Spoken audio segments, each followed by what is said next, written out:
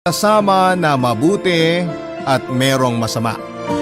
Kaya nga importante na maging matalino tayo sa pagpili para sa huli ay wala tayong pagsisihan.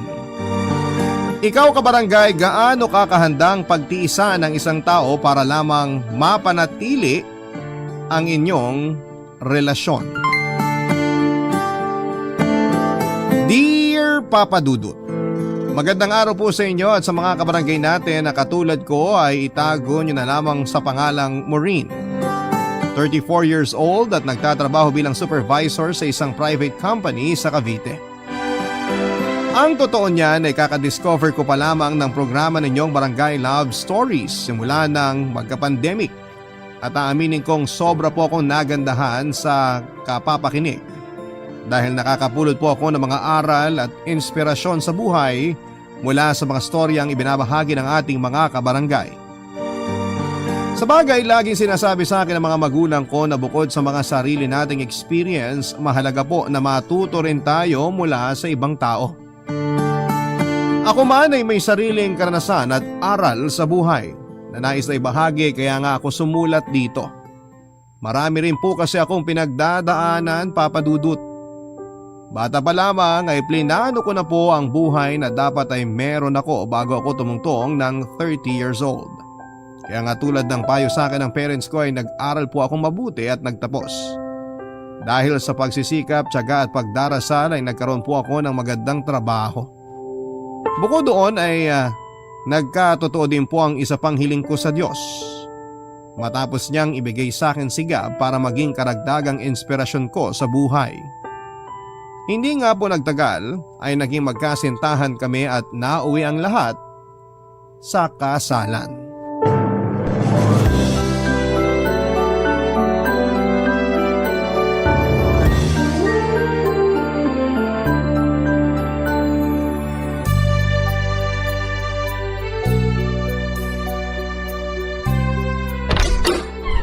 Ay, nakakapagod naman ang araw na to.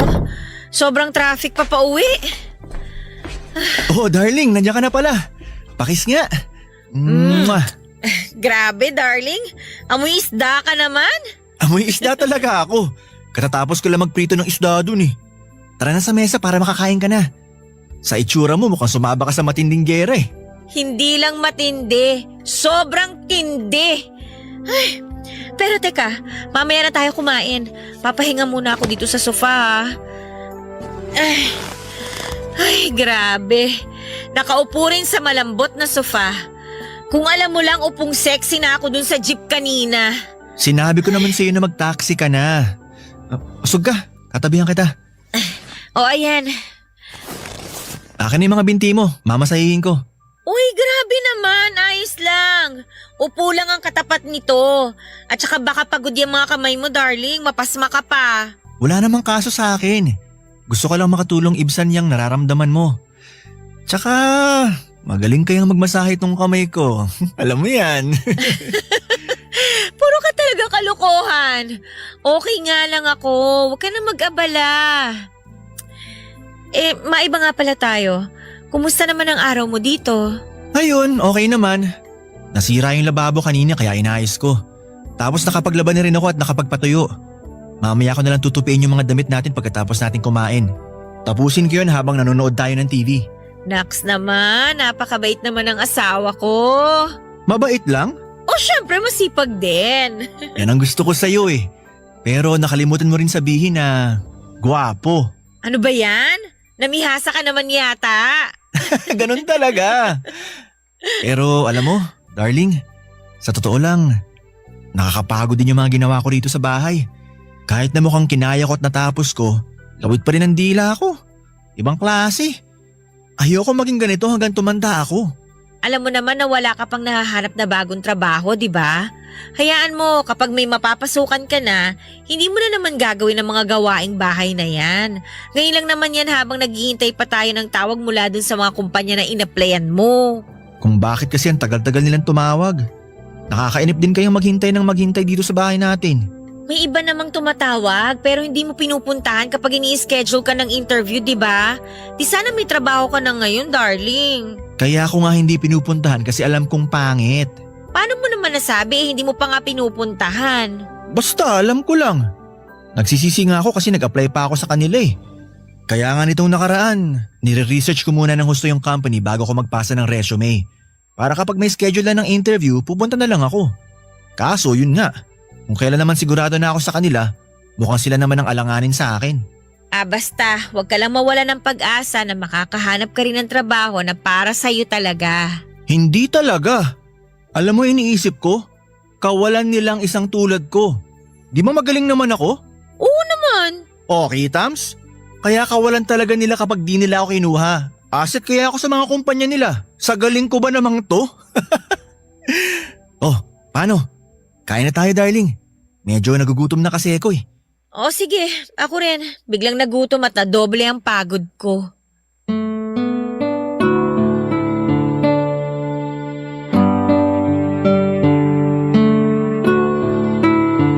Papadudot, nagkakilala po kami ni Gab nang pareho kaming umattend sa birthday party ng common friends namin. And that time ay nagtatrabaho siya bilang insurance agent sa isang kilalang insurance company sa bansa. Guwapo, malakas ang karisma at sexy.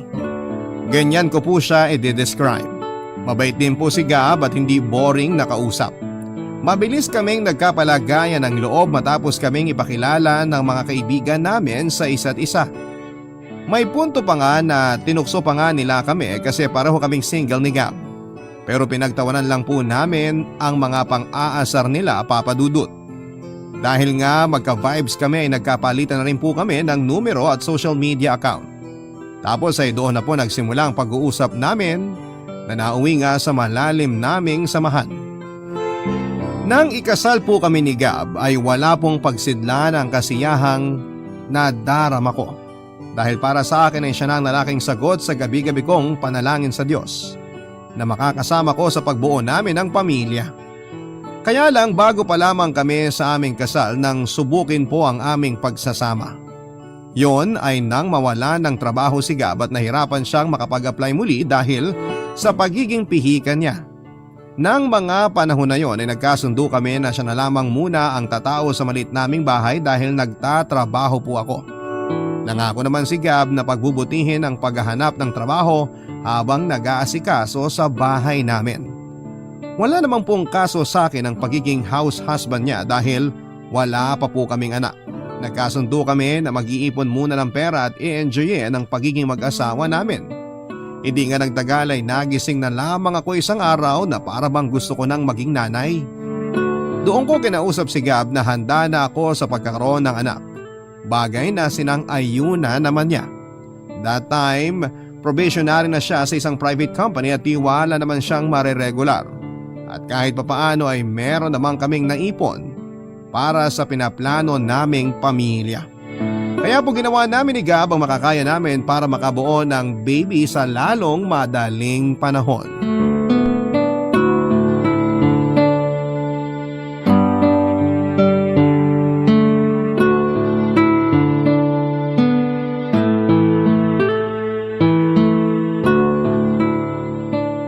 Ay, bakit negative na naman?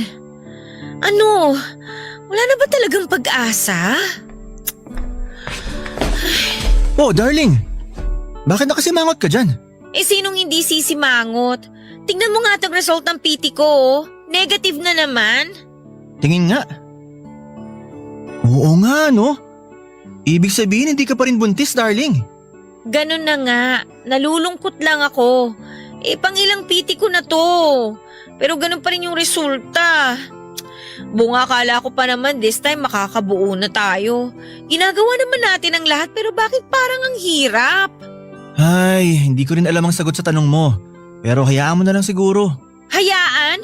Ano ibig mong sabihin na hayaan ko na lang? Hayaan. Yun bang kung dumating, okay. Kung hindi, okay pa rin. Ikaw nang may sabi. Ginagawa naman natin ang lahat, di ba? Para makabuo tayo ng baby. Kaso mukhang hindi pa to yung time para magkaanak tayo, darling. Kaya ang suggestion ko, hayaan mo na lang. Nandun na tayo sa sinasabi mong hayaan. Kung dumating, okay. Kung hindi, okay pa rin. Kaso bakit parang ayos lang sa'yo? Ha? Ano pinagsasabi mo? Sa tono mo kasi mukhang wala kang pakialam kung magkaanak man tayo o hindi eh. Kasi sabi mo hayaan na lang. Alam mong hindi totoo yan, Maureen. Kung hindi totoo, hindi mo rin sana sasabihin na hayaan na lang natin. Kasi hindi ka ba nakakaintindi? Gusto ko na nga magkaanak tayo eh. Tapos ayaw pang ibigay sa atin. Hindi naman natin pababayaan ang magiging baby natin ah. Palalakihin naman natin siya na maayos at saka aalagaan ng mabuti. Bakit ba hindi marinig ng Diyos yung panalangin natin? Bingi ba siya? Dinami mo pa talaga ang Diyos sa kabaliwan mo? Hindi ako baliw. Nagsasabi lang ako ng feelings ko.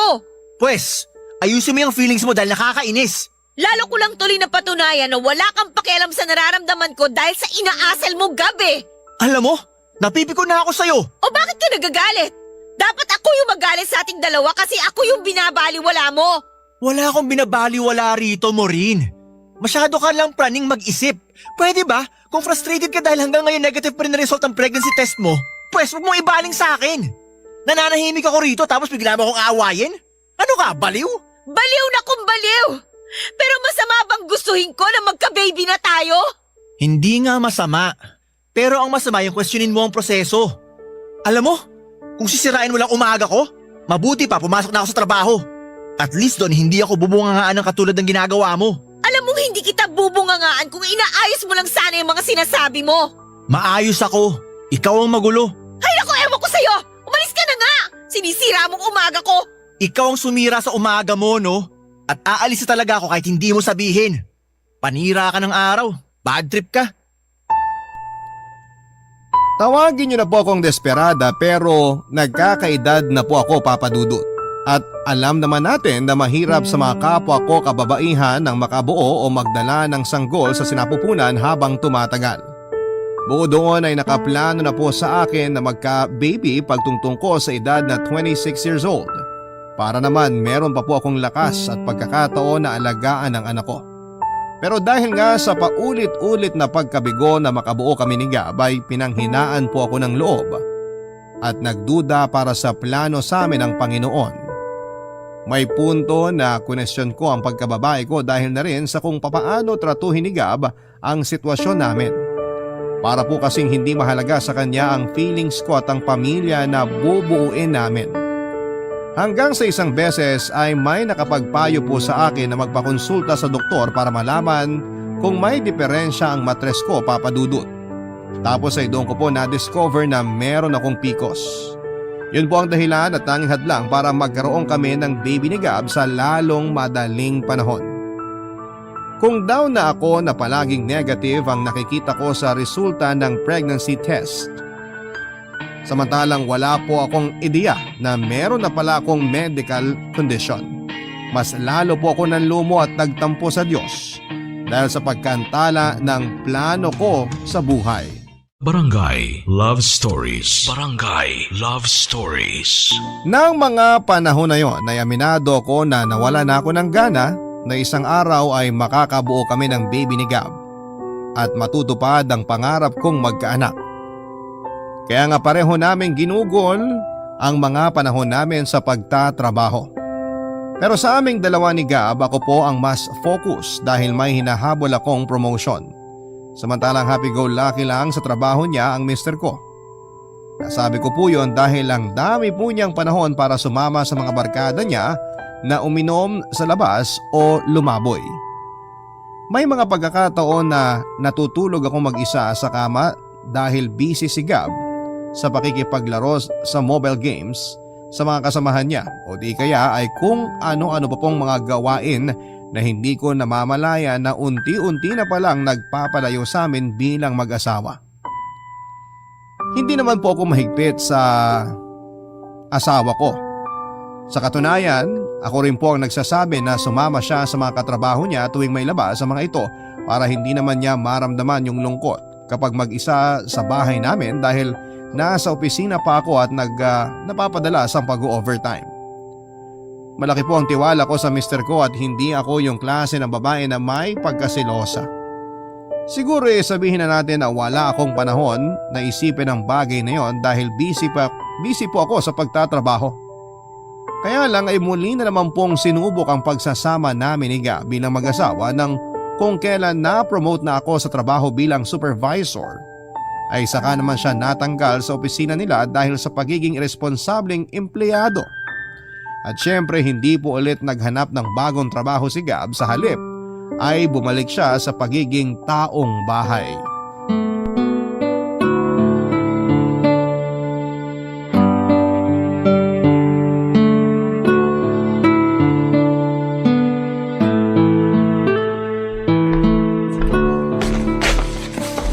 Oh darling, anong problema mo? Bakit malungkot ka yata? Ay, ano kasi darling? Malaki talaga ang problema ko. Gab, alam mo naman na mag-asawa tayo, di ba? Pwede mong sabihin sa akin ang gumugulo dyan sa isip mo. Nahihiya kasi ako, Maureen. Ayoko na sanang idamay ka pa rito. Bakit ka naman mahihiya sa akin? Katulad nga ng sabi ko, asawa mo ko.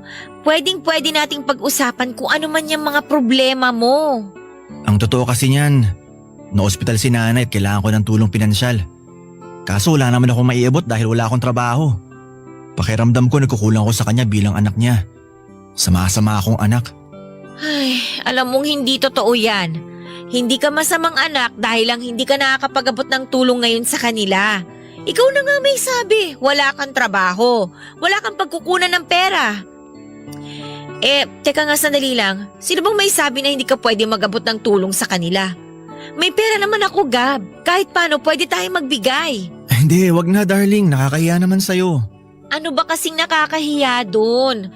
Nanay mo ang pinag-uusapan natin dito. Na kung tutuusin, nanay ko na rin. Hindi siya kung sino-sino lang. Alam ko yun, kaso hindi ko naman gusto yung ideya na ibibigay mo lang yung perang pinaghirapan mo. Kung gusto mo, utahin ko na lang. Babayaran ko na lang kapag nakaluwag-luwag na ako.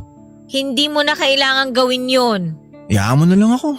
Kasi pakiramdam ko nga wala na akong silbi, tapos lalo mo lang pinamukha sa akin na wala akong kwenta. Ano bang pinagsasasabi mo? Alam mo kung anong ibig kong sabihin. Akala mo ba hindi ko napapansin na niyayabangan mo ako? Porque ikaw nagpapasok ng pera sa bahay na to? Wala kang idea kung gaano kahirap ang sitwasyon ko. Ako ang padre de pamilya, pero taong bahay lang ako. Nakaasa ako sa'yo. Ang hirap ng lunukin. Kahit kailan hindi ako nagyabang sa'yo. Ano namang mapapala ko kung gagawin ko yun? Mag-isip ka nga. Tsaka hindi ba kagagawan mo naman kung bakit ka natanggal sa trabaho? May pagkukulang ka bilang empleyado. Kung hindi ka naging irresponsable, hindi ka mawawalan ng hanap buhay. Oh, tapos anong ginagawa mo ngayon? Bumalik na naman yung dati mong ugali na may pagkapihikan sa ina-applyan. Tapos magkakaganyan ka dahil walang perang pumapasok sa'yo. Tingnan mo tong babaeng to. Ay naku, ewan ko sa'yo. Pagod ako tapos ang sakit mo pa sa ulo. Hindi mo na dapat dinadagdagan yung stress ko kasi mapapanot ako sa mga pinaggagawa mo. Malaki ka na naman eh. Alam mo na yung tama, alam mo na yung mali. Pero bakit kung minsan, daig mo pa yung alagaing bata na nagtatantrums kapag hindi nabibigyan ng atensyon? Hindi ko na dapat to sasabihin sa'yo kaso nakakapikon ka na eh. Excuse me nga ha, maglilinis na ako ng katawan ko para makatulog na. Hoy, Maureen! Hindi pa tayo tapos mag-usap! Bumalik ka rito! Ayoko kita makausap ngayong gabi. Sumasakit ang brain cells ko sa'yo. Hindi po nangyari na binayaran ako ni Gab, Papa Dudut, tulad ng pinangako niya sa akin. Pero hindi ko na rin naman siya siningil pa dahil hindi rin naman po isyo ang pera sa aming mag-asawa. Bukod doon ay pamilya naman niya ang tinutulungan ko. Kung tutuusin ay hindi na dapat niya utangin yon, kaya lang ay medyo mataas ang pride ni Gab. Kaya naman hinayaan ko na lamang siya sa gusto niyang gawin.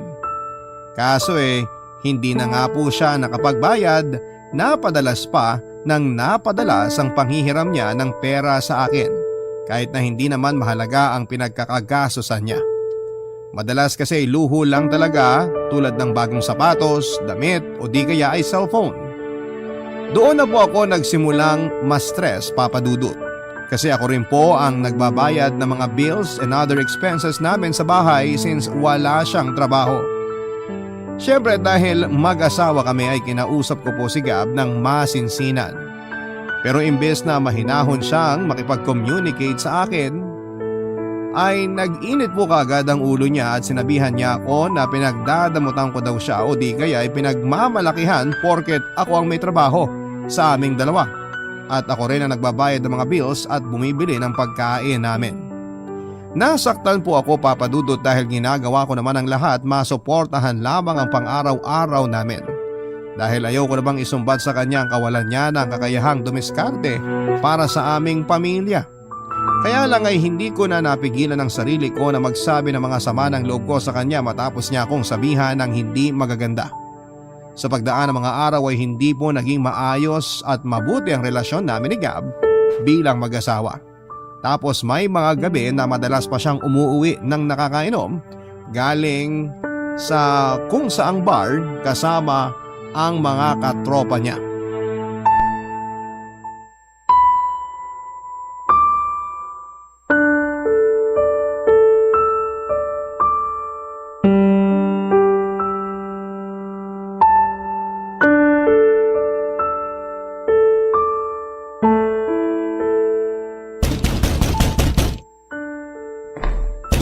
Sandali! Nandyan na!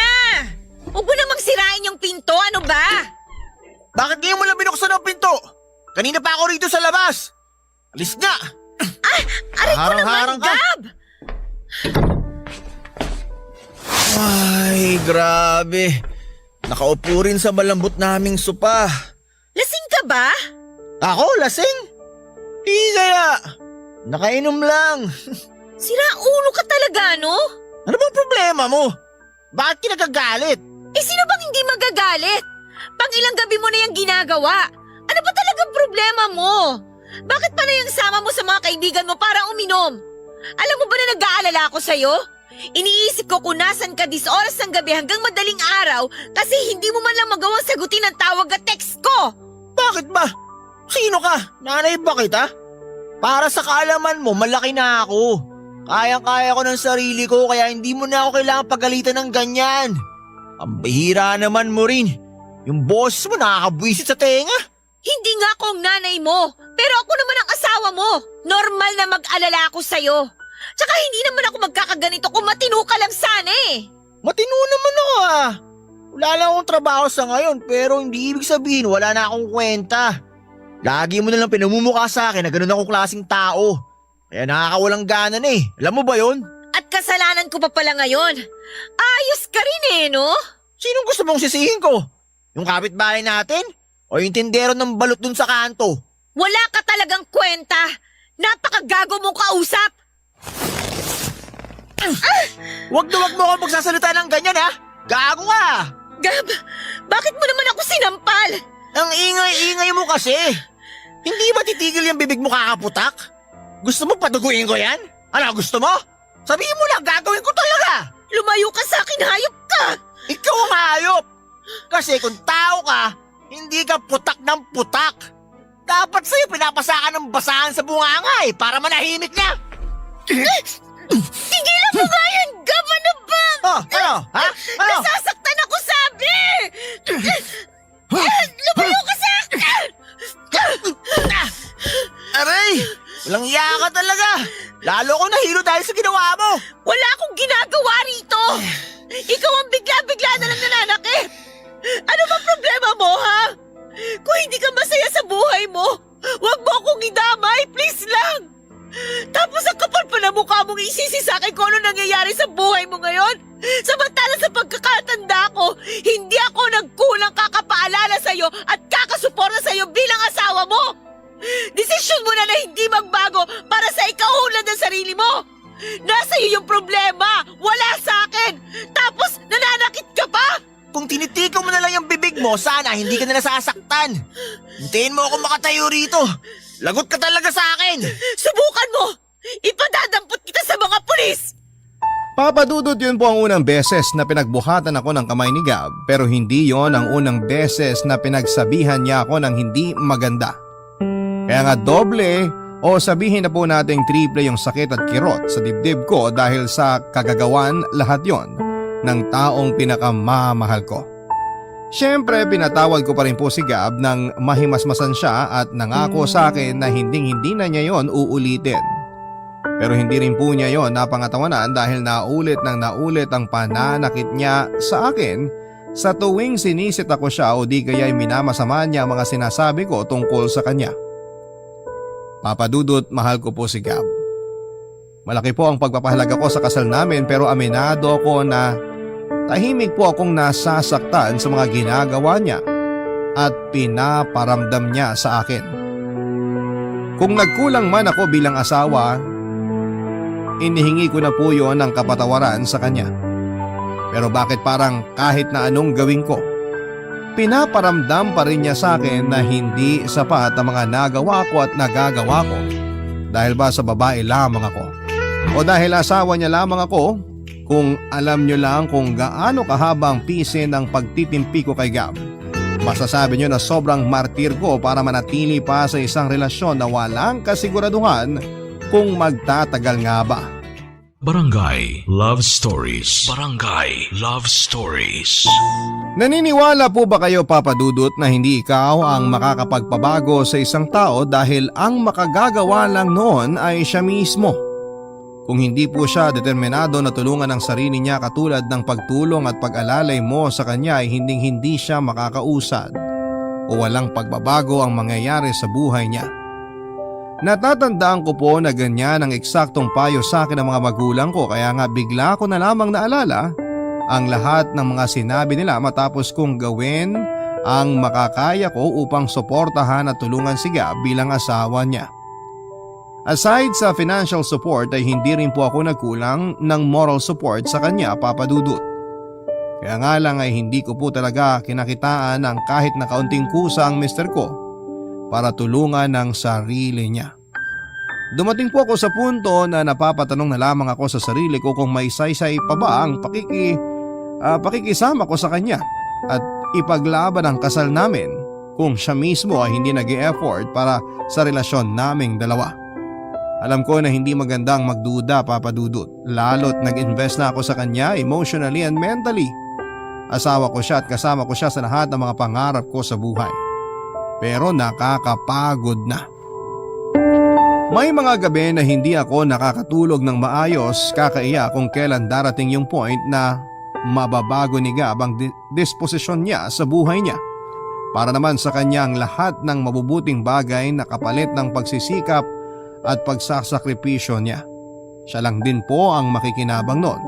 Kaya dapat ay hindi niya masamain lalo na't sa akin ang gagaling. Pero akala ko'y wala nang lalala sa mga gagawin pa ni Gab. Pero doon po ako nagkamali, Papa Dudut.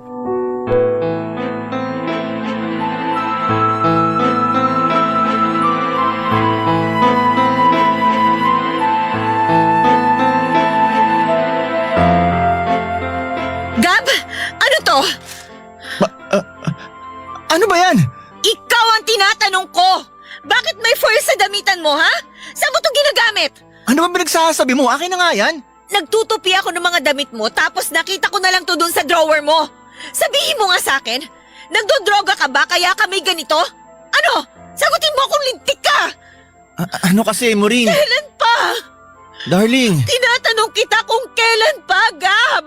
nito lang nakaraang buwan, pero isang beses lang naman yun. Sinong ginagago mo?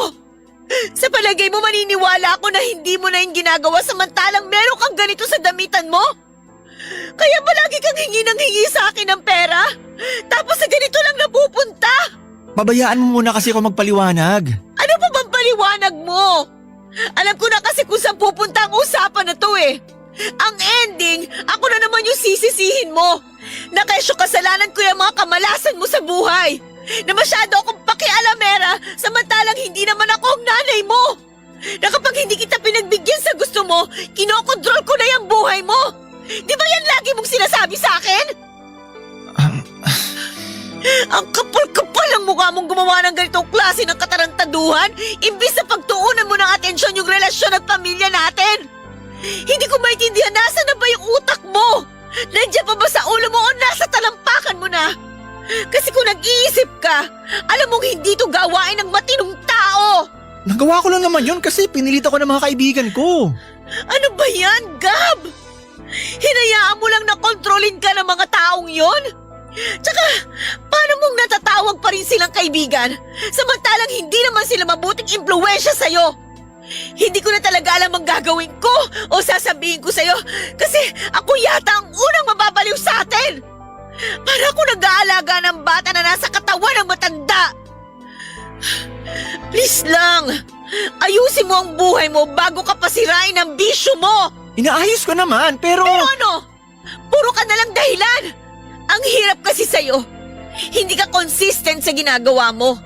Yung gana mo, good for one day lang tapos bukas expired na.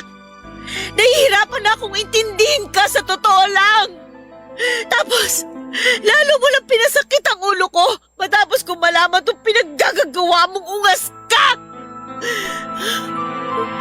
Papa Dudut, dumating po ako sa punto ng buhay ko na parang gusto ko na lamang sampalin ang sarili ko ng maraming beses nang sa ganon ay magising na ako sa katotohanan na hinding-hindi na magbabago si Gab kahit na anong tulong ang gawin ko. At matapos ko ngang malaman ang iba pa niyang bisyo bukod sa paglalasing ay mas lalo lamang akong nadismaya sa kanya, Papa Dudut. Bigla-bigla ay nag-flashback sa akin yung mga sakit at hinanakit na ibinigay niya sa akin sa loob ng aming relasyon. Kaya mas lalong-lalo akong nakumbinse na wala ng pag-asa na magkakaayos pa kami. Pero dahil may pagkatanga ako ay pinatawad ko po ulit si Gab, Papa Dudut. Pero sa kondisyon na magbabagong buhay na siya at hindi na niya isasangkot ang sarili sa ganong uri ng bisyo. Kaso ay hindi ko na alam kung ilang beses nang nangako si Gab tapos sa huli sisirain lamang niya mga sinabi niya at hindi po niya tutuparin. Sa totoo lang, Papa Dudut, laking pagsisisi ko na kinasal ako sa kanya dahil puro na lamang stress at sama ng loob ang idinulot niya sa akin. May punto na parang gusto ko na lamang siyang ibalik sa nanay niya dahil wala pa mang kaming anak ay daig ko pa ang nag-alaga ng sandosenang bata sa katauhan niya. Ang sabi nila ay darating at darating ka rin sa punto na magsasawa ka na kahit mahal mo pa yung tao ay mas gugustuhin mo na lamang na lumayo sa kanya dahil wala ka nang nararamdaman na pagpapahalaga sa relasyon ninyo. Kundi dahil pag nanatili ka pa sa pakikisama sa kanya, baka makita mo na lamang ang sarili mong hubot-hubad na naglalakad sa kalsada. At yun po ang eksaktong naramdaman ko nang muli ay isangkot na naman ni Gab ang sarili niya sa isang gulo kung saan ay napaaway siya at pansamantalang nakulong. Kinailangan ko pa po siyang tubusin sa presinto at grabe ang kahiyan ng inabot ko para maareglo ang kanyang nagawang kaso.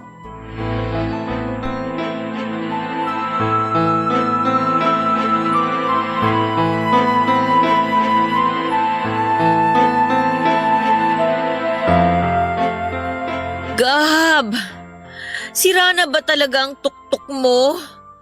Ano bang pumasok dyan sa kukote mo para maghamon ka ng away dun sa bar na pinuntahan nyo ng mga kaibigan mo at kamuntik mo pang madisgrasya yung tao? Naiintindihan mo ba na grabing iskandalo ang ginawa mo para puntahan at piyansahan pa kita dun sa presinto? Di sana kung masama ang loob mo, hindi mo na lang ginawa. Pinabayaan mo na lang sana ako mabulok doon kung susumbat mo lang din sa akin na... Aray! Bakit mo naman ako binatukan? Nakuha mo pa talaga magsalita ng ganyan imbis na magpasalamat sa akin dahil pinuntahan kita at inareglo ko yung kaso mo? Gab, ano bang ginagawa mo sa sarili mo? Gusto mo na ba talaga sirain ang buhay mo? Desidido ka na ba talaga mabulok sa kulungan at doon na tumanda? Kasi alam mo kung oo, sabihin mo lang, ibabalik kita doon ngayon din! Baliw! Ah, ako pa talaga? Ako ba yung nakulong at kamuntik na makasuhan? Ako ba yung nanggulo tsaka nakasira ng mga gamit dun sa bar? Ako ba yung lasinggero? Hindi ba ikaw yon? Ikaw lahat yon! Pwede mo huwag mo nga akong baliktarin? Ay, sorry na, okay? Hindi ko lang talaga nakontrol yung emosyon ko kasi naman, tabi ko na ako at nakainom. Kung hindi naman ako lasing, hindi ko naman gagawin yun. Bakit ba kasi ang hilig mong uminom? Ano bang napapala mo sa pag-inom ng alak? Yung mga perang hinihiram mo sa akin na dapat pinang-a-apply mo, dun lang napupunta. Pag hindi naman kita nabibigyan, nagagalit ka. At minsan pinagbubuhatan mo pa ako ng kamay. Hindi ko na talaga alam kung magbabago ka pa o habang buhay magiging ganyan ka na lang. Anong ibig mong sabihin mo rin? Pagod na kasi ako eh. Pagod na ako. Inuubos mo yung pagkatao ko. Ubus na ako sa'yo. Para akong kandilang nauupos.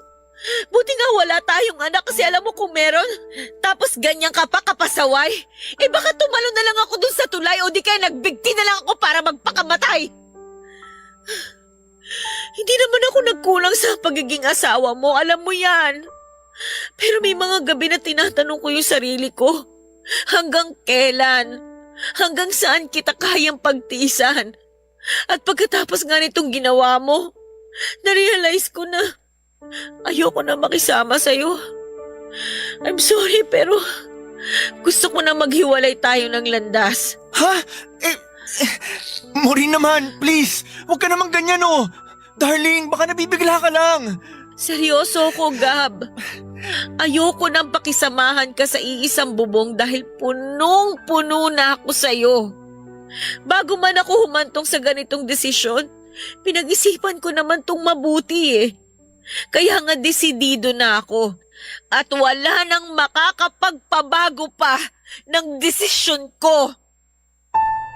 Mahal ko po si Gab pero mas mahal ko ang sarili ko kaya humantong ako sa ganong klase ng pagpapasya, Papa Dudut.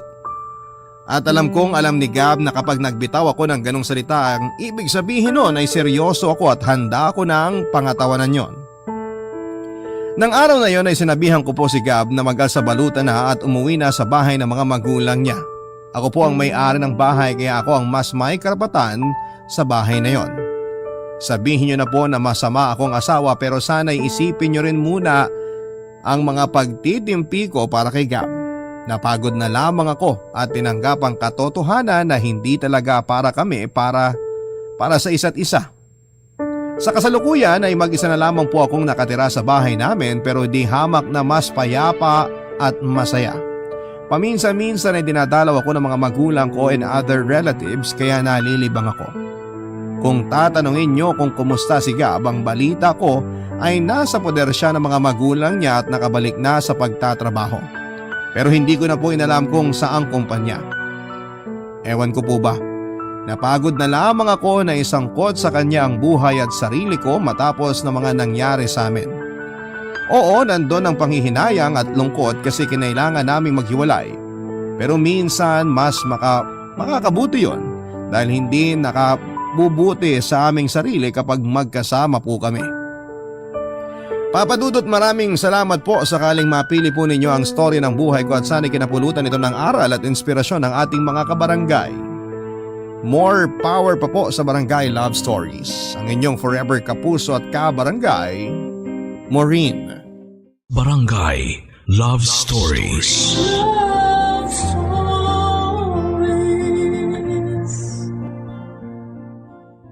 Barangay LS 97.1 Number 1 Forever.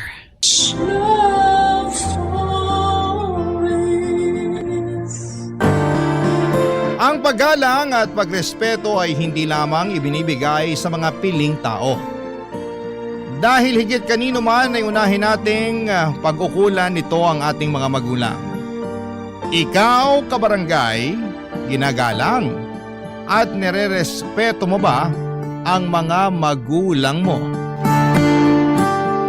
Dear Papa Dudut, ang pagkakaroon daw ng anak ang kukumpleto sa isang babae. Na kapag nagkaanak ka ay siguradong merong mag-aalaga sa iyo sa pagtanda mo.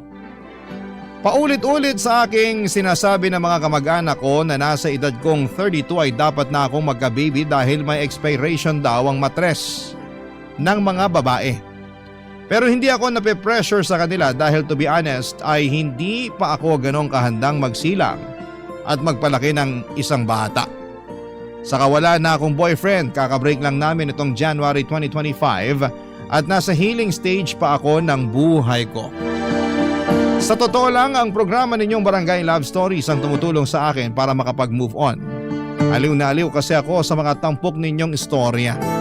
Pero bago ang lahat ay magpapakilala muna ako. Ako nga pala si Jira, 32 years old at taga Marikina. Naisip ko magpadala ng sulat sa inyo hindi para ikwento ang epic fail kong love story, kundi para ibahagi ang istorya ng isa sa mga pinaka-malapit na tao sa buhay ko. At yun ay walang iba kundi ang utility staff namin sa opisina na nanay-nanayan ko rin. si Ate Selma. 53 years old at taga-Pasig. Hindi ninyo na itatanong ay avid listener talaga siya ng Barangay Love Stories at sa katunayan, siya nga po ang nag-introduce sa akin na pakinggan ko ito sa radyo hanggang sa na-discover ko na meron pala kayong uploaded stories online. Kaya nga minamarathon ko na nga ang inyong mga kwento. Tapos isang araw ay nakiusap sa akin si Ate Selma na tulungan ko siya magpadala ng sulat sa inyong programa. Gusto lang daw niyang makinig na basahin ni Papa Dudut ang kanyang storya. Magsisimula ang lahat taong 2023 kung saan ay kasamang nakatira ni Ate Selma sa maliit nilang apartment ang anak niyang si Oli. Kinakasama nitong babae at dalawa nilang mga batang anak, Papa Dudut.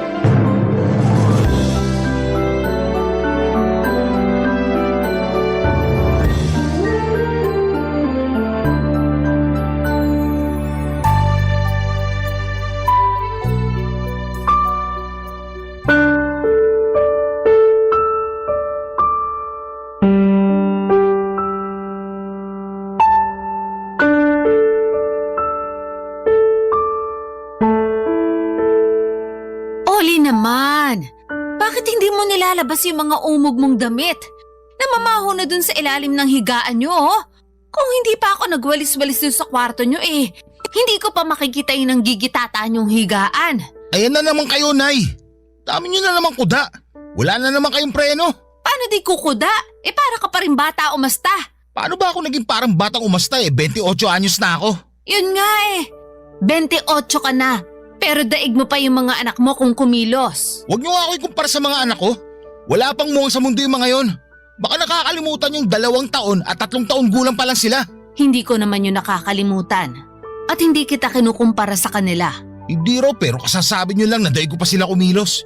Sige nga, kung di nyo ako kinukumpara sa kanila, anong ibig sabihin nung sinabi nyo yun? Kasi napakaburara mo. Naturingan ka pa namang mas may isip sa mga anak mo. Pero parang hindi ka naman kumikilos ng naaayon sa edad mo. Katulad na lang yung paglalabas ng mga namamahon yung damit. Para sana naisabay ko na sa paglalaba ko. Tinatamad akong ayusin kaya sinipa ko na lang papunta sa ilalim ng higaan namin. Saka yung kinakasama ko naman naglilinis dyan. Kaso may pasok siya sa trabaho ngayong araw. Kaya nga ako na naglinis ng kwarto nyo. At yun, nakita ko yung mga umog nyong damit. Nananahimik yung mga maruruming damit namin dun tapos pinakikailaman nyo. Kasalanan nyo rin naman pala kung bakit kayo nangungunsimi ngayon. Sa'yo ko mas nangungunsimi kaysa sa mga damit nyong yun Ay, ewan ko ba naman sa yung lalaki ka? Bakit maghapon magdamag ka lang nakatunganga at nakatutok dyan sa cellphone mo? Hindi mo maasikasong pakainin at paliguan yung mga anak mo. Bestek boy naman to Wala na ba kayong gagawin kundi sermonan ako? Nakakaya sa mga kapitbahay natin na nakakarinig sa talak nyo. Ikaw pa talaga may ganang manigaw dyan? Paano hindi ako sisigaw nakakaturete ng bunganga nyo? Saka sino ba may sabi sa inyo na pakialaman nyo yung mga maruming damit namin sa kwarto? Tapos pasok pa kayo ng pasok sa kwarto namin, sabay reklamo ng marumi, makalat at mabaho yung tinutulugan namin. Totoo naman na marumi, makalat at mabaho yung kwarto nyong yon. Napakaliit na nga lang pero hindi nyo pa malinisan. Mabuti pa sirain na lang natin yung kwarto nyong yan Total kurtina lang naman ang harang nyo. At bakit nyo naman gagawin yun? Para luminis at lumuwag-luwag naman tong pamamahay natin. Yun na nga lang yung meron kami ng kinakasama ko tapos gusto nyo pang alisin. O bakit? Ako naman nagbabayad ng inuupahan nating to, di ba? Kaya may karapatan akong gawin kung anong gusto kong gawin sa bahay na to.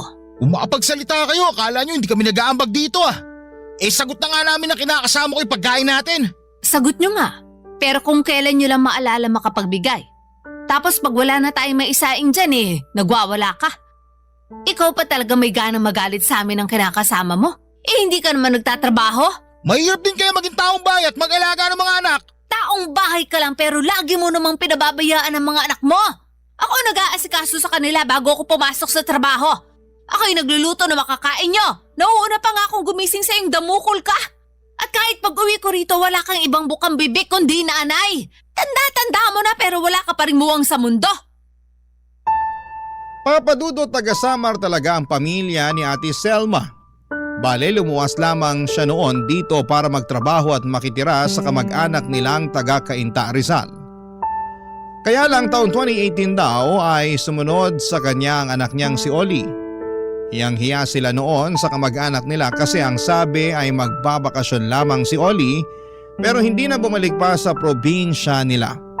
Yun pala ay may pinagtataguan itong nakaaway niya doon kaya ayaw na nitong umuwi pa sa Samar. Kaya para may magawa naman ang anak niya ay pinaghanap niya ito ng trabaho kaso'y bigla naman daw itong nakabuntis at nagkaanak. Kinuwento ni Ate Selma na bunsong anak niya si Oli. Meron pa raw itong kuya na naiwan sa Samar na may sarili na ring pamilya. 28 years old na noon si Oli pero astang teenager pa rin siya. Yun ang dahilan kung bakit napilitan silang umalis sa kamag-anak nilang taga Cainta Rizal.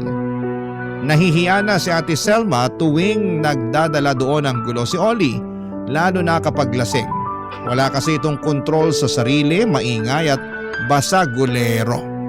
Sobrang pasaway at sakit ng ulo sa paghahanap nila ng mura pero disenteng malilipatan ay napadpad sa Pasig kung saan ay nangupahan sila doon.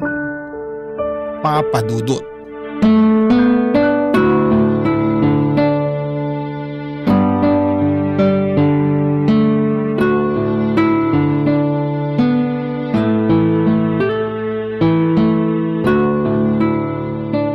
Jira anak, ilan bang kakainin mo? Ay opo. Mabubusog ka ba dyan? Puro dahon-dahon lang yan ah. Meron naman pong halong chicken kaya po mabubusog po ako rito. Ang alam ko pagkain lang yan ng mga nagpapapayat. Sa tingin ko ayos naman ang katawan mo. Hindi mataba, hindi rin mapayat. Opo, pero gusto ko lang din po magbawas ng kinakain. Alam niyo sa gabi nga po nagtutubig na lang ako eh. Santisima ka naman bata ka. Bakit tubig lang? Hindi ka ba nagugutom? Ay hindi po. Pero nung una po medyo nagugutom po talaga ako. Hindi naman ako tutol kung gusto mo magbawas ng kinakain. Pero wag mo pa rin pabayaan ang sarili mo. Damihan mo pa rin yung pagkain mo lalo sa tanghali. Para hindi ka ginugutom sa gabi. Kasi sabi mo hindi ka na kumakain noon, tubig na lang. Sa kaunti niyang pagkain mo kung ako ikaw. Baka hapon pa lang kumakalam na tong tiyan ko. Hindi ko kakayanin yan. Nasasanay na naman po ako eh. Tsaka mas maganda pong pakiramdam ko kapag hindi ako kumakain ng marami sa gabi. Tsaka wala rin naman po akong ginagawa pag uwi ko sa amin. Nakikipaglaro na lang po ako sa mga pusa namin tapos ayun, natutulog na. Pero sige po, tatandaan ko po yung sinabi nyo. Yaan nyo bukas, dadagdagan ko tong lunch ko. Ayoko lang magkasakit ka at mga yayat ng todo. Naku, hindi po mangyayari yun. Sige, naniniwala ako. Maiba po pala tayo. Kumusta na po pala yung anak niyong si Oli? May nahanap na po ba siyang trabaho? Tako, wala pa nga eh. 2 buwan na siya nakatambay lang sa inuupahan namin at nagpapalaki ng ano niya. Awang-awa na nga ako sa mga apo ko. Ang dudungis pagdating ko galing trabaho. Nauuna pa po ba kayong umuwi sa kinakasama niya? Oo, madalas kasi overtime sila dun sa pabrikang pinagtatrabahuhan niya. Grabe rin kasi ang trabaho nila dun. Minsan nga madaling araw na umuwi kapag may mga kailangan tapusing i-deliver kinabukasan eh. Kaya nga awang-awa rin ako sa kinakasama ng anak ko. Tapos hindi pa siya makapagpahinga pag uwi sa bahay. Gawa na, alagain pa yung mga anak nila at aasikasuhin pa niya si Oli. Hindi na po talaga nag-mature yung anak niyong yun, ano? Ay oo, siya na nga yung walang trabaho, siya pa yung malakas kumain at gumamit ng kuryente sa bahay. Kami ng kinakasama niya nagkakandakuba na sa paghahanap buhay tapos siya. Ay ewan. Ano nga po ba ulit yung dahilan kung bakit siya natanggal dun sa dati niyang trabaho? Katamaran at nahuling natutulog ng amo di sa oras ng trabaho. Tapos laging absent. Dahilan may sakit daw pero nagsasakit-sakitan lang naman para hindi makapasok. Hindi niyo po ba siya kinausap noon o kaya tinanong baka naman po meron siyang hindi nakasundo sa pinagtatrabahuhan niya? Kinausap ko syempre pero wala eh. Tamad lang talaga. At nagsabi na ayaw na raw niyang pumasok kasi nakakapagod daw yung trabaho nila. Naiintindihan ko naman na nakakapagod dahil pahinante siya. Pero wala naman trabaho ang madali. Kahit nga yung ginagawa niyo sa opisina nakakapagod din, di ba? Ay opo, kaibahan lang mas pagod yung mga utak namin imbis na yung katawan. Yun nga, pero parehong nakakapagod pa rin yun. Mukhang gusto lang po yata ng anak niyo na sumweldo nang hindi nagtatrabaho. Ganun na nga. O di ba? Parang sintu-sinto lang. Sobra naman po yun. Sa totoo lang para talaga siyang sintu-sinto. Ay, ang malas-malas ko naman sa mga anak ko. Yung panganay ko kapag may kailangan sa akin din ang hihingi. Siyempre hindi ko naman mahindian dahil naaawa rin ako sa mga apo ko. Pero kapag meron sila hindi naman nila ako maalala. Tapos tong bunso kong si Oli, noknoka ng sakit sa ulo. Mabuti sana kumusmus na bata, baka maintindihan ko. Pero 28 anyos na, daig pa yung mga anak niya kung kumilos. Ay, alam mo kung tutuusin, mas nakakapagpahinga pa ako rito sa trabaho ko kaysa kapag nasa bahay ako. Papadudot awang-awa ako kay Ate Selma sa tuwing napapakwento siya ng mga pangungonsumi niya kay Oli. Kahit na wala pa akong anak ay alam ko na masakit sa kanya bilang isang ina na bastusin ang sarili niyang anak. Hindi ko rin mapigilang magalit sa anak niyang yon dahil sa pagiging bastos, palasagot at pabuhat.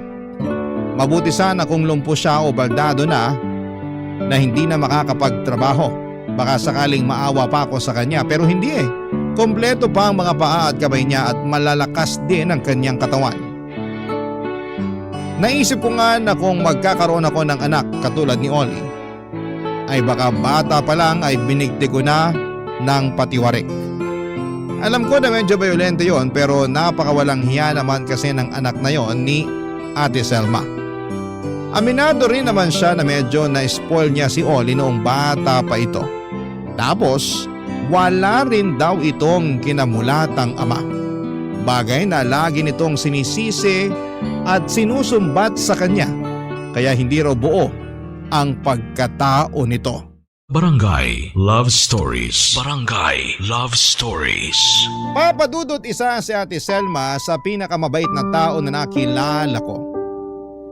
Masipag siya sa mga gawain nila sa company namin at bukod doon ay malinis at maayos din siyang magtrabaho. Gustong gusto nga siya ng mga boss namin at ng iba ko pang mga katrabaho. Nagustuhan ko rin siya kaagad kaya hindi na nakapagtataka na naging malapit kami sa isa't isa. Siya na rin kasi ang nagsilbing nanay at tagapayo ko tungkol sa mga bagay-bagay sa buhay ko na hindi ko naman may babahagi sa tunay kong nanay dahil matagal na niya akong iniwanan. Buhay pa naman siya pero sumama lamang siya sa ibang lalaki, papadudot. Kaya nga bukod sa pakikinig ng Barangay Love Stories ay naging avid listener na rin ako ng buhay ni Ate Selma. At palaging ang bida sa mga kwento niya ang anak niyang si Oli na sala sa init, sala sa lamig ang ugali. Siyempre bilang nanay ay madalas niya itong pagsabihan ng mga bagay na dapat at hindi niya dapat na gawin. Kaya lang ay mabilis raw itong mairita lalo na kapag nagbubunganga na siya. Isang araw ay may nagawa raw sa kanya si Oli na hindi niya lubos akalain na magagawa nito sa kanya, papadudot.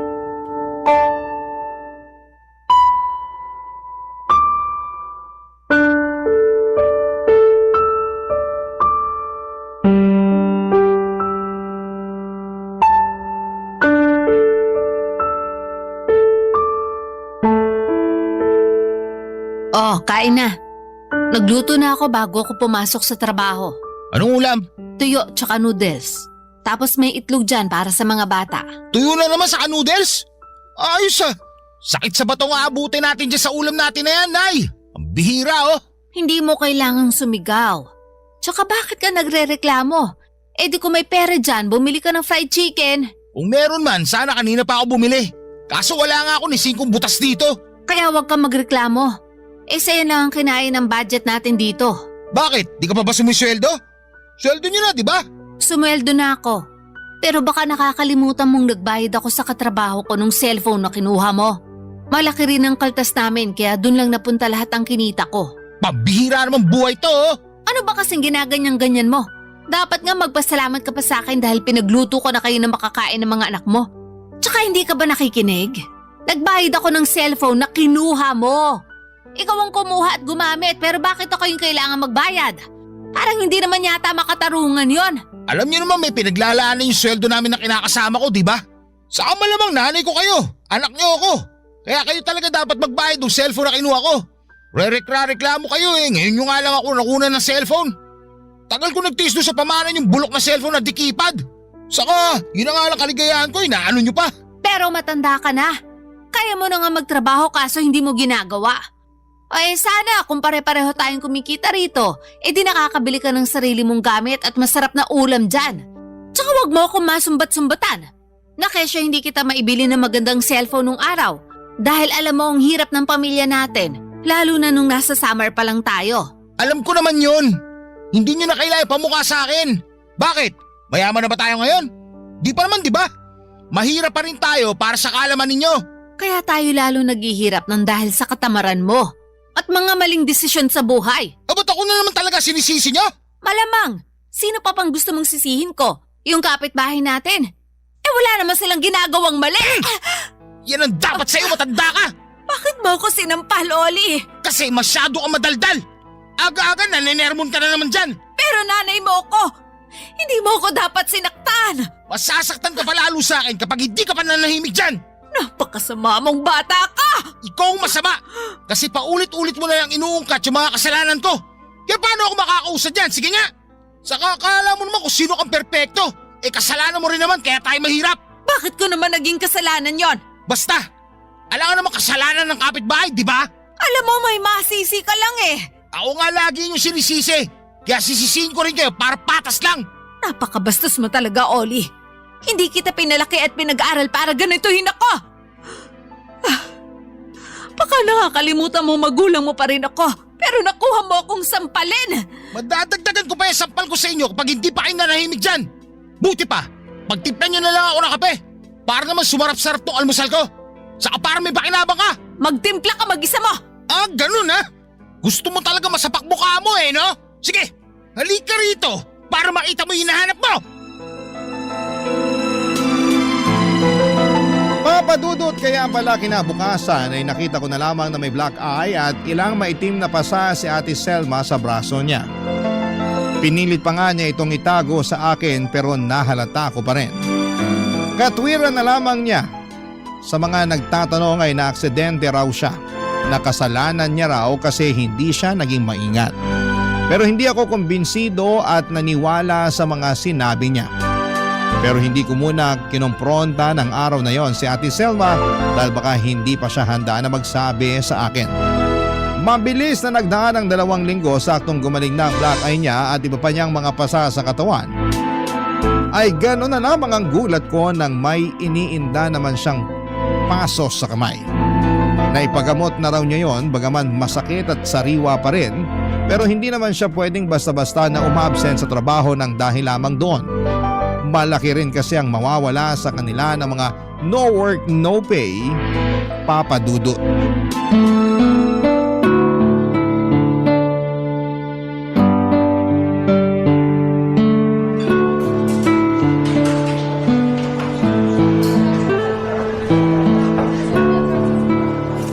Ikaw talaga nilibre mo pa ako ng hapunan? Baka naman nakabawas pa ako sa budget mo ha? Ay hindi naman po. Sweldo rin naman tsaka gusto ko po talaga kayong ilibre. Sabi nyo sweldo rin naman ngayon nung kinakasama ng anak nyo at narinig nyo na plano nilang kumain sa labas ng mga anak nila. Oo, sigurado ako na pag-uwi nila matutulog na lang ang mga yon kasi busog na. Kaya nga po mas mabuti na kumain na rin kayo para busog na kayo pag uwi nyo sa bahay nyo. Salamat talaga. Lalo na dito sa mga in-order mo sa akin. Ang dami-dami. Baka hindi ko pa nga maubos yung iba. Pwede nyo naman pong i-take out kung hindi nyo mauubos pero sana kumain pa rin kayo ng marami. Nag-aalala po kasi ako sa inyo eh. Ha? Bakit naman? Kasi parang nangangayayat na kayo. Napaisip tuloy ako kung nakakakain ba kayo ng maayos sa bahay nyo. Ay, oo naman. Pero konti lang din kasi ako kumain kapag nasa bahay. Dahil madalas hindi naman ako tinitirhan ng kanin at ulam ng anak ko. Katwiran niya sila naman daw ng kinakasama niyang bumili nun kaya bakit daw ako makikikain? Ang kakapal naman nila? Sila na nga po yung nakikitira sa inuupahan nyo, di ba? Baka nakakalimutan nila na kayo yung nagbabayad ng renta nyo. Malamang nakalimutan na nga nila. Pero mabait naman sa akin yung kinakasama ng anak ko. Pinagtatabi ako nun ng pagkain kapag nauunang umuwi sa akin. Kaya lang minsan, nagsasabi na wala na raw natira kasi inubusan na ako ng anak ko. Ewan ko dun, ang lakas kumain tapos wala namang trabaho.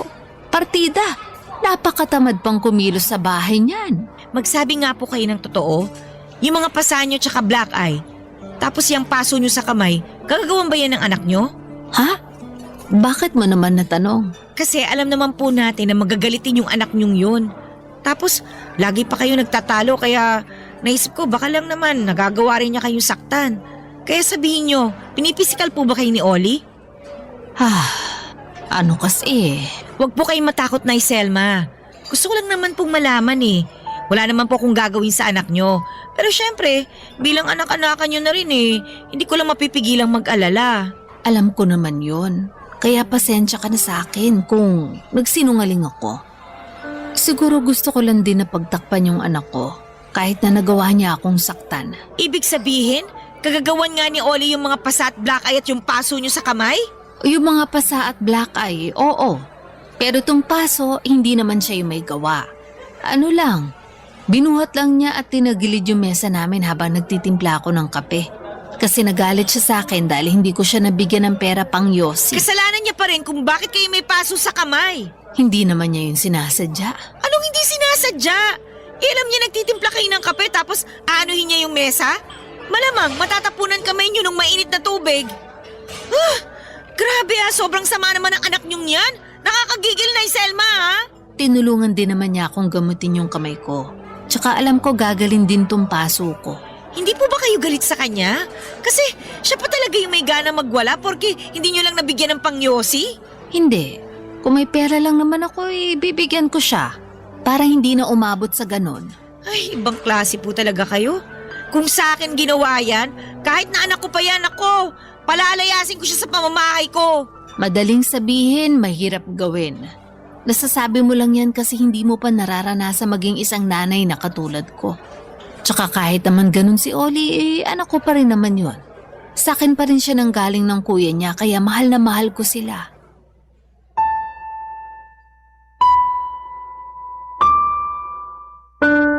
Mapadudot ang sakit-sakit para sa akin na makitang sinasaktan at inaabuso si Ate Selma ng sarili niyang anak. Hindi kasi ganon ang tamang trato sa mga magulang. At ewan ko ba naman kung saan nakuha ni Oli ang kakapalan ng pagmumukha niya at lakas ng loob para pagbuhatan ng kamay ang nanay niyang nagtataguyod sa kanila ng pamilya niya. At walang hinangad kundi ang mapabuti sila. Sa kabilang banda ay napaisip din ako sa mga punto ng sinabi ni Ate Selma tungkol sa pagmamahal niya sa kanyang mga anak. Alam ko naman na walang magulang ang kayang tiisin ng mga anak nila, pero paano naman kung meron ng pananakit at pang-aabuso? Napatanong tuloy ako sa aking sarili kung hanggang saan naabot ang pagiging magulang kung kulang na lang ay patayin ka na. Hindi lang sa sama ng loob kundi sa pamimisikal na ginagawa ng sarili mong anak, Papa Dudut. Barangay Love Stories. Barangay Love Stories. Papa Dudut, laging sinasabi sa akin ni Aling Selma na mas maiintindihan ko raw ang pakiramdam niya bilang isang ina kapag nagkaroon na ako ng anak. At some point, sang-ayon naman ako doon dahil naniniwala ako na hindi natin lubusang maunawaan ang pinagdaraanan ng isang tao hanggat hindi tayo ang nakakaranas ng mga karanasan niya. Pero kung mabugbog lang naman ako ng anak na iluluwal ko, na palalakihin at aalagaan ay mabuti pang huwag na lamang akong magkaanak. Kontra rin ako sa paulit-ulit na pagpapatawad ni Aling Selma kay Oli, lalo na hindi naman ito kinikitaan ng pagbabago. Tingin ko'y lumalala pa nga ang pagiging masama ng ugali nito habang tumatagal. Isang araw ay hindi nakapasok sa opisina si Ate Selma tapos ay naulit pa yon kinabukasan kaya naman nag-worry na ako sa kanya. Ang sabi lang ng mga kasamahan niya ay meron daw siyang sakit. Doon ako lalong nag-alala at nag-decide na puntahan siya sa inuupahan nila sa Pasig para sana bisitahin at dalhan ang kaunting prutas at gamot. Sakto half day lang kami noon kaya marami pa akong oras para hanapin at ipagtanong-tanong yung tinitirhan nila sa barangay na minsang nabanggit niya sa akin noon. Hindi nga nagtagal, Papa Dudut ay nakarating ako sa inuupahan nila Ate Selma bandang 3:00 ng hapon. At gano'n na lamang ang gulat ko sa naabutan kong eksena, Papa Dudut.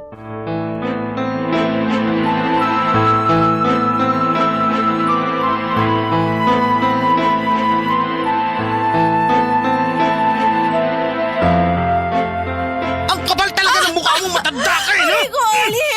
Bitiwan mo ako! Hindi kita bibitawan hanggat hindi mo sinusoli sa akin yung cellphone na binigay mo!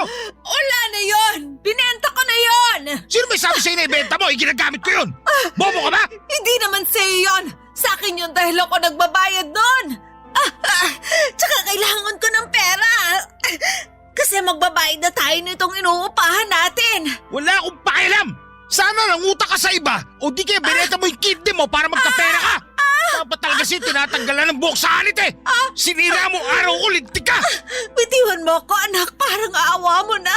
Hindi ka nga naawa sa akin eh! Alam mo naman na yun lang ang libangan ko! Ibibili na lang kita ng bagong cellphone pag nakaluwag-luwag ako.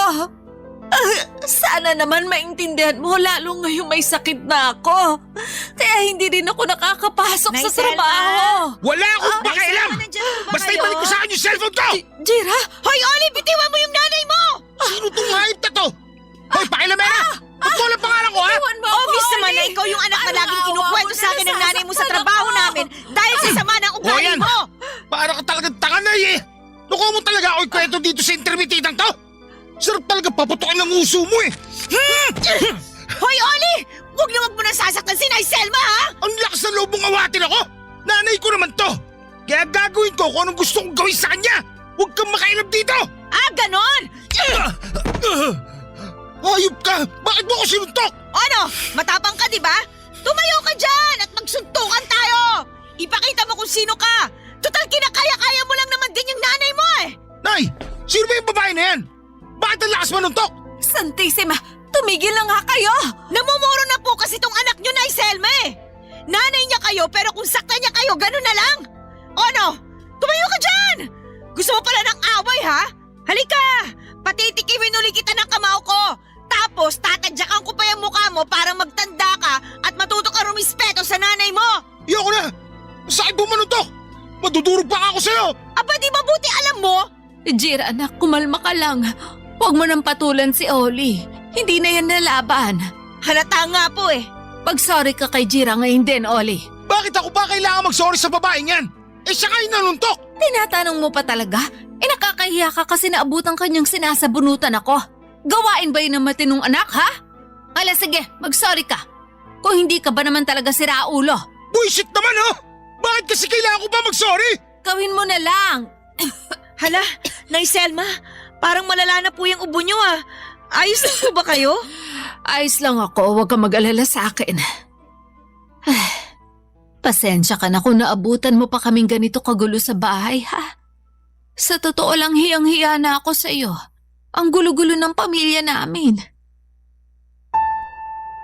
Papa Dudut, alam ko na delikado ang ginawa ko noong pumagitna ako at umawat sa matinding away ng mag-ina.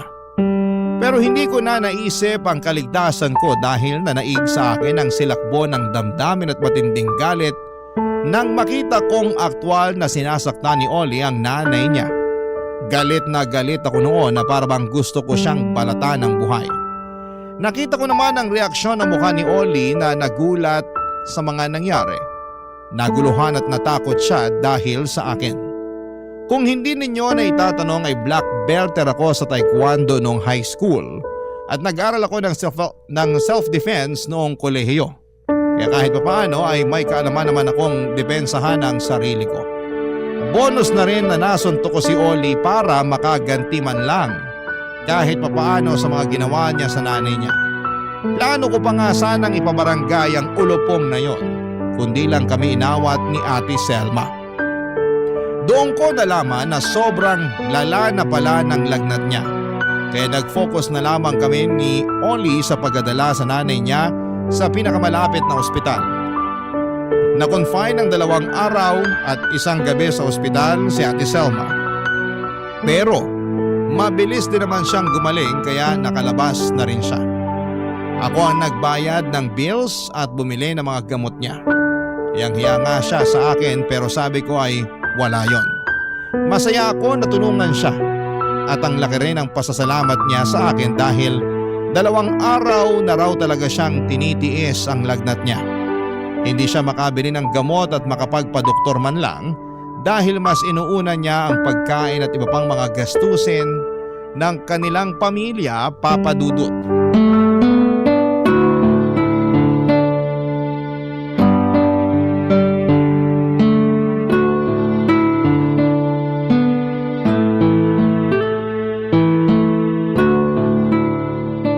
Salamat talaga, anak.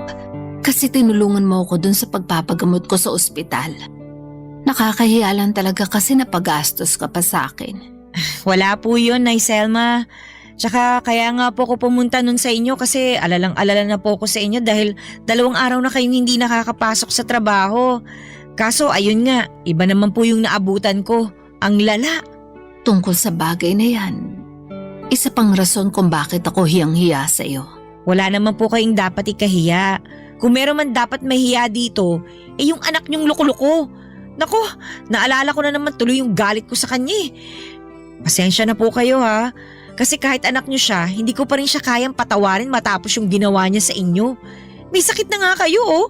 Tapos kung sabunutan pa niya kayo, kulang na lang mabunot yung mga buhok niyo sa anit niyo eh. Grabe talaga siya. Kaya nga lalong nakakahiya. Tapos ako naman, hinahayaan ko lang na ganunin niya ako. Na kahit sinasaktan niya na ako napapatawad ko pa rin siya dahil lang anak ko siya. Tama naman po yun. Pero hindi po kayo dapat pumayag na ginaganong kayo ng anak niyo. Napakabastos kasi nung ganun eh. Pero kumusta naman po siya ngayon? Baka naman po sinasaktan at binabastos pa rin niya kayo ha? Hindi na masyado pero paminsan-minsan may sinasabi pa rin. Pero hindi na katulad ng dati. Ewan, napansin ko lang na nung nakalabas na ako sa ospital biglang nagbago yung pakikitungo niya sa akin. Sabi ng kinakasama niya, nagsabi raw sa kanya si Oli na natakot daw yon nung na-ospital ako. Siguro, ayaw pa rin talaga ng anak ko na mamatay ako. Ayaw niya. Pero kung saktan kayo, kulang na lang tapusin niya ang buhay niyo sa sarili niyang mga kamay. Nako, kaduda-duda pa rin po yung sinasabing takot niya na mawala kayo. Hayaan mo na. Malakas ang kutob ko na nakakapag-isip-isip na rin yon, lalo nung nasuntok mo. Tingin ko na tauhan nga yun dahil sa ginawa mo. Talaga po? Oo. Ikaw ba naman suntukin ng babae na mas malakas pa sa'yo? Ay, pero salamat kasi pumunta ka nung araw na yon. Baka kung hindi ka dumating ano na lang ang nangyari sa akin? Kaso, hindi ko pa rin po talaga mapigilang hindi mag-alala. Kasama niyo pa rin sa isang bubong yung anak niyong bayulente eh. Huwag kang mag-alala. Kasi sa oras na saktan na naman ako ni Oli, kahit na isang hibla pa yan ang buhok ko may kakalagyan na talaga siya. Saan po? San pa ba di sa bilangguan? Hihimasin niya dun yung rehas kapag sinaktan niya pa ako kasi namumuro na talaga siya sa akin. Suportado ko po kayo dyan. Pero sana, Nay Celia, hindi na niya kayo saktan. Sana tuluyan na magbago si Oli. Kaya nga, ang gusto ko lang naman, maging responsable siyang ama sa mga anak niya. Kahit hindi niya na ako masyadong isipin dahil kaya ko pa naman buhayin ang sarili ko. Nakakapagtrabaho pa ako, nakakabili ng pagkain ko. Paulit-ulit ko ang sinasabi sa kanya na magsikap siya para sa pamilya niya dahil lumalaki ang mga anak niya. Kahit yun lang muna, kung hindi niya pa talaga maaalis ang pagiging palasagot niya sa akin, masayang-masaya na ako. Salamat, Jira. Kasi pinaintindi mo sa akin na ayos lang magkaroon ng hangganan sa pagmamahal sa mga anak. Lalo na kapag sinasaktan na nila tayo at inaabuso. Na hindi sa lahat ng oras dapat natin silang patawarin. Kasi parang kinukonsinti lang natin yung maling gawain nila. Kaya malalakas ang loob na umulit-ulit Hindi na nagbago. Totoo po yan. Tsaka, masaya po ako kasi na-realize nyo na po yun. Siyempre, nag-alala lang ako sa inyo dahil mahalaga kayo sa akin Pero hindi ko naman po hiniling na masira ang pamilya nyo. Kasi alam ko namang mahal na mahal nyo pa rin yung mga anak nyo. Ang gusto ko lang naman po magbago sila. Lalo na po yung si Oli. Hindi lang para sa pamilya niya, kundi dapat para din po sa inyo. Sana lang din po matutuhan niyang irespeto kayo bilang ina niya na nagluwal sa kanya at nagpalaki sa kanya dito sa mundo. Naniniwala po kasi ako na kapag pinapakita mo na mahal mo ang magulang mo, nirerespeto mo, maraming mabubuting bagay ang darating sa buhay mo. Papa Dudut, masayang masaya ako dahil na-realize na ni Ate Selma ang kahalagahan niya hindi lang bilang nanay, kundi isang individual na hindi dapat sinasaktan at sa halip ay nirerespeto at ginagalang. Tulad ng sinabi ko ay wala akong ibang hiling kundi ang magbago na ang anak niyang si Oli tungo sa ikakaunlad ng pamilya niya. Dahil deserve naman ni Ate Selma na mahalin at alagaan ng sarili niyang mga anak. Sa kasalukuyan ay may trabaho na si Oli at base sa mga kwento ni Ate Selma ay malaki na raw talaga ang pinagbago nito. Ito na ang nagbabayad ng renta nila at hindi na rin masyadong sumasagot sa nanay niya. Gulat na gulat nga raw si Ate Selma sa pagbabago nito, pero masaya naman siya. Kasi ang tagal niyang hiniling na mangyari para sa anak niya ang pagbabagong yon. At syempre masaya din ako kasi feeling ko ay nakatulong talaga ang suntok ko noon kay Oli para matauhan siya. Biro lang. Pero kung totoo man yon ay hindi ako nagsisisi na sinuntok ko siya. Maraming salamat po Papa Dudut sakaling mapili po ninyong i-area ang sulat ko kung saan ay tampok ang storya ng buhay namin ni Ate Selma. God bless po sa inyo at sa mga kabarangay natin at palaging number 1 kayo sa puso namin, ang Barangay Love Stories. More power sa inyong station. Ang inyong forever kapuso at kabarangay, Jira. Barangay Love Stories. Barangay Love Stories. Nakakaantig naman talaga ang ating kwento. Ikaw ba, kabarangay? Nakarelate ka ba sa story natin ngayon? Kwentuhan naman tayo dito sa comment section. Nagustuhan ng iyong napakinggan? Ituloy yan via live stream sa www.gmanetwork.com/radio.